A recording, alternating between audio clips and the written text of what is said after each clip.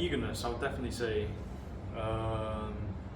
going into business, into the world of business, because obviously I still run my company now, but when I first started, I had no idea, because I didn't go into business as a business student or any kind of like business experience or background, but I made the product for myself, and then the crowds and the fans came around it, and they were eager.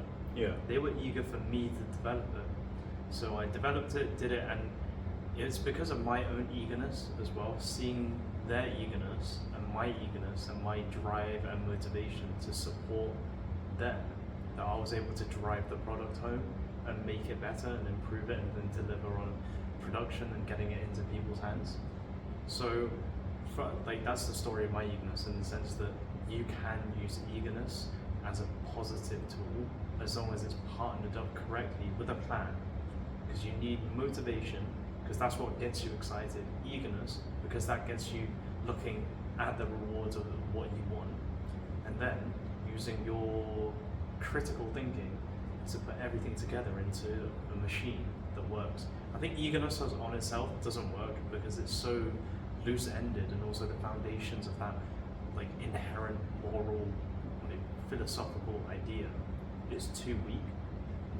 But if you do surround it with the right tools and the right machinery, then it's an engine. It's part of your engine.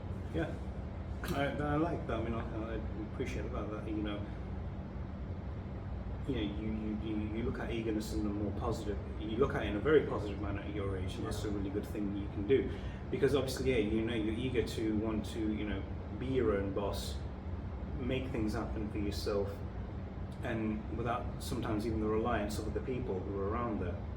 Sometimes you need it for yourself. It's not a crutch, because people connotate crutch as a bad thing. Yeah. But in a way it is a crutch, because it aids you, it helps you in that sense. Supports but you. you have to look at it from a positive perspective, because if you just look at it from a negative perspective, then people just think you're too eager.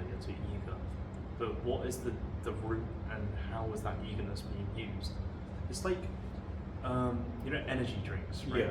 It's like energy drinks. If some people use energy drinks just to drink it, that's not a good use of it.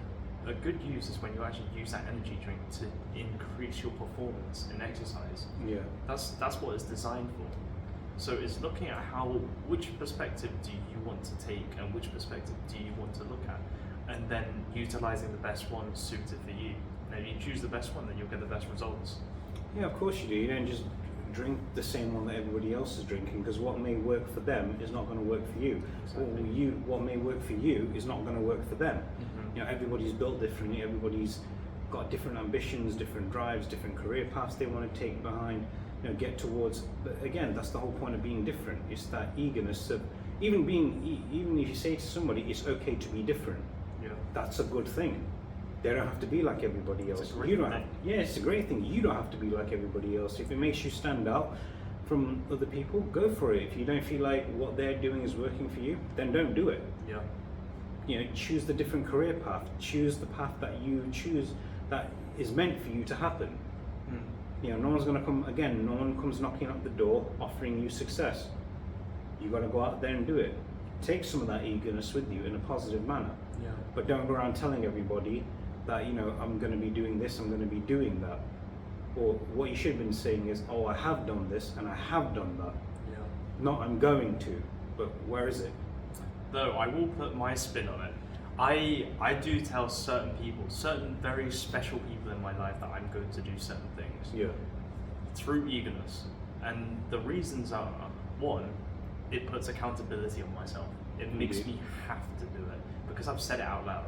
I literally cannot not do it, because if I don't do it, then that's just, a man is as good as the word that he says, right? Indeed. Exactly. So I say it to specific people. I'm saying I'm going to do this no matter what, it is happening.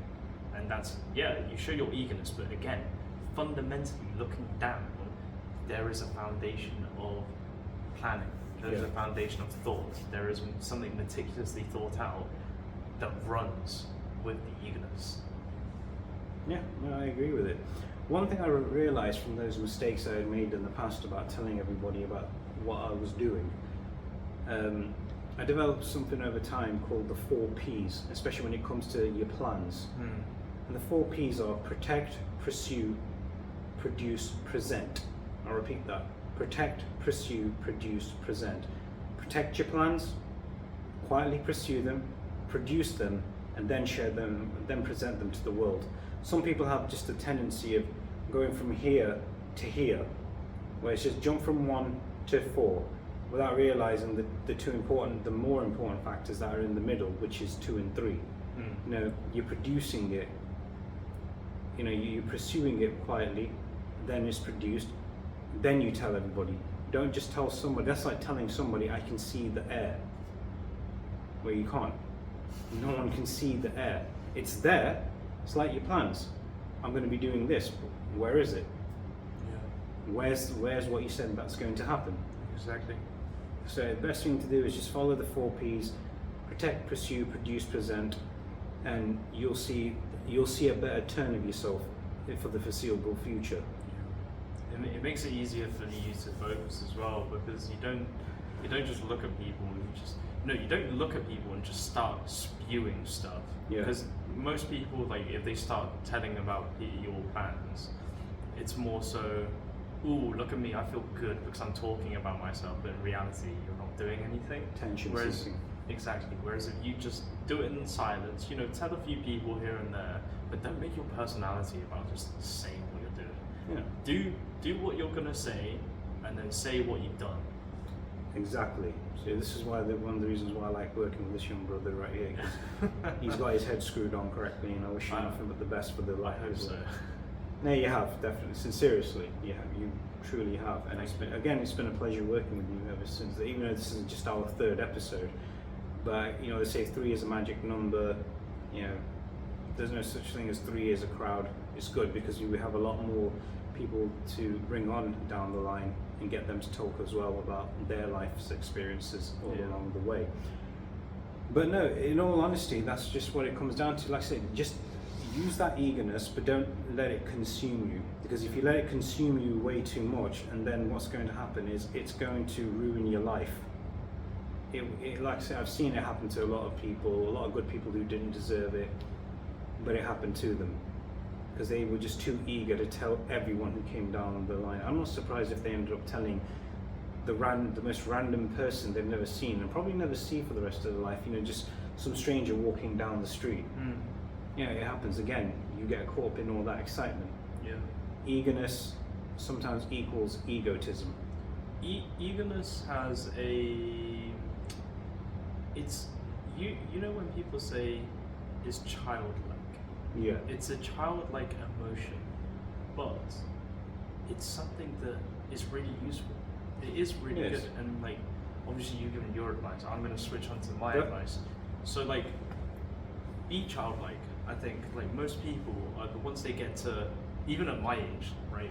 When people have gone to 22, they're like, oh yeah, I've got to go find a job. I've got to do this placement. I've got to find a graduate job. Blah blah blah. Life is miserable. My life is like really boring.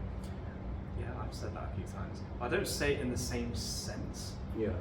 because I still this might be a bit contradictory to what you see right now, but I'm still like a big kid. I love being a big kid, but again, fundamentally, you've got to have that mature understanding and the mature mechanics to be able to use this fuel.